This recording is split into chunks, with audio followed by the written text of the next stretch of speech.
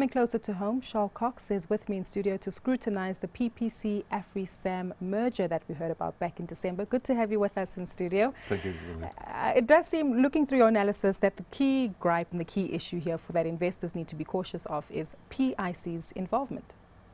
Yes, you know, when the whole fight started at PPC, PIC was very quick off the mark to say, we have full confidence in this board. And we who watch directors carefully and watch shareholders carefully said, wow, this is very fast, this is very specific. But we, kind of put it away.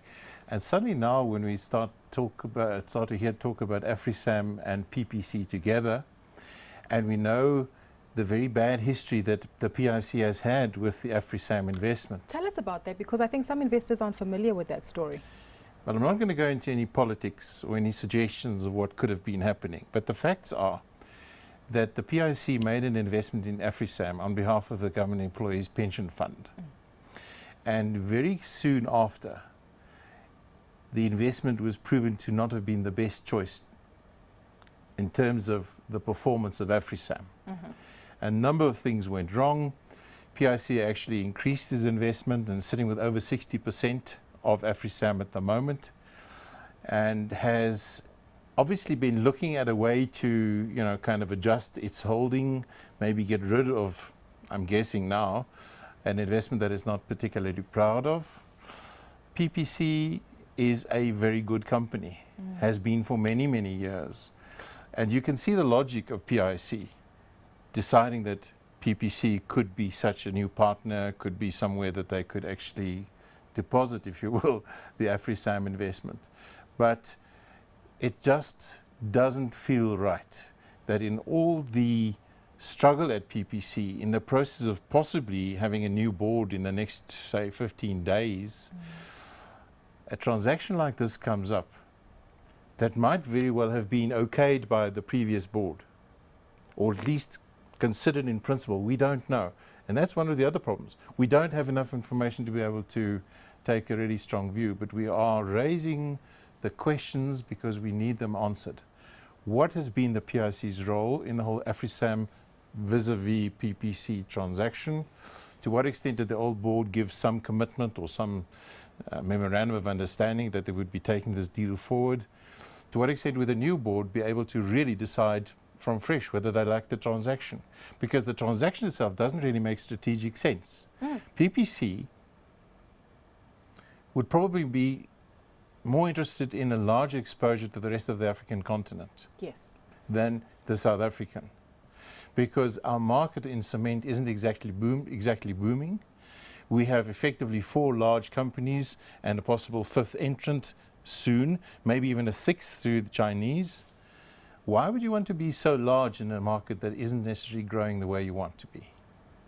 So in other words, you're trying to tell us that the PIC, might be trying to let go of AfriSam and smoothly just transfer some of those assets onto PPC. Well, the concept is a merger. So the two organizations would then become one, and obviously the PIC's shares held in the combined entity would be, at a level that compensates them for the price that they get for AfriSam. If you were a PPC shareholder, what particular questions would you be striking or issuing to the board in their next meeting, perhaps? I'd like to know at what stage PPC's old board was told of this possible merger. I'd like to know whether the PIC's role in this whole, let's call it a boardroom struggle about PPC, has been completely above board, or whether they had an agenda knowing that they would want to bring AfriSam into the picture at some stage. I'd like to be sure that strategically the decision to merge with AfriSam is good for PPC and its shareholders specifically. What about the cash consideration that might potentially be paid? Quite frankly, the way that the deal is structured is so unclear that we can't comment on that yet. It probably is going to be largely a share-based transaction. But clearly, if you pay a very high price, or in the merger process pay a very high price for AfriSam, and it isn't a very good strategic decision, that's very, very bad for PPC long term. For PPC, are there any benefits for them to merge with AfriSam? Look, we are corporate governance people. We can't necessarily give you a kind of a investment analyst view, but to be too large in a slowly growing economy can't be good for anybody. For the new chief executive that's also been appointed at PPC, this must certainly put him in a tight position. Huge pressure. I'm sure that his election as CEO was agreed to by PIC in some manner, and so therefore maybe an allegiance is owed there. I hope not. But yes, it must be quite difficult for Darryl. Just to close off with, we do have Theo Botha joining us later on in the show. He'll be discussing Steinhoff Steel with Pepco. Maybe if we get commentary from you with regard to the level of shareholder activism in the country. Is there enough? You raising red flags about PPC, Theo raising flags about Steinhoff. Surely we need more of this. We need more Theo Bothas.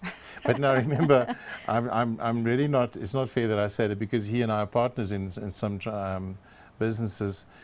The concept of shareholder activism has overseas been that a large shareholder comes in and kind of pulls a company apart and then gets a benefit and then gets out.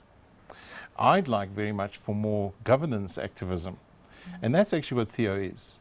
He's looking at the principle of what should you be doing and why aren't you doing it, rather than saying, I'm going to rip this company apart and then make mega bucks. In fact, he's not in it for the money at all. So if you ask what activism we need, lots more governance activism. Shareholders actually voting actively.